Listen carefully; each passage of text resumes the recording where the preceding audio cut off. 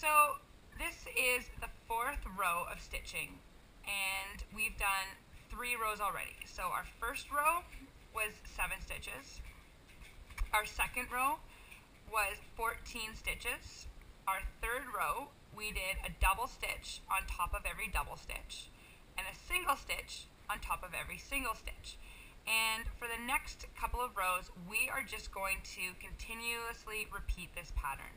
So we'll do double stitches and single stitches, double stitches and single stitches.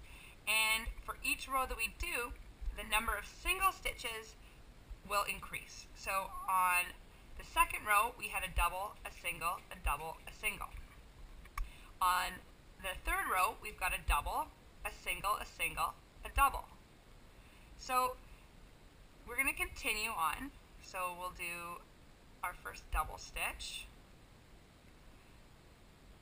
And remember, the difference between the double stitches and the single stitches is that the double stitches look like W's or V's, and the single stitches are just a hole.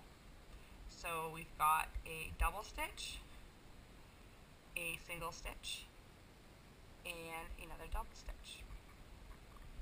Okay, so we've got double, and we do a single,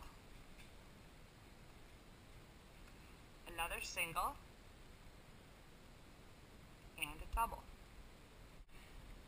Alright, so we've finished off our row, putting a double stitch with every double stitch and a single stitch with every single stitch.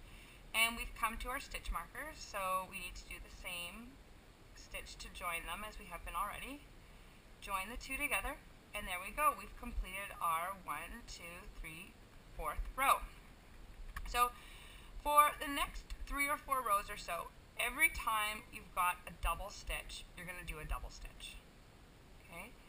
And every time you've got a single stitch, you're going to do a single stitch. And you're going to keep enlarging the toque until it is big enough, the circle is big enough that it is going to fit on your head. And that is not something that is exact.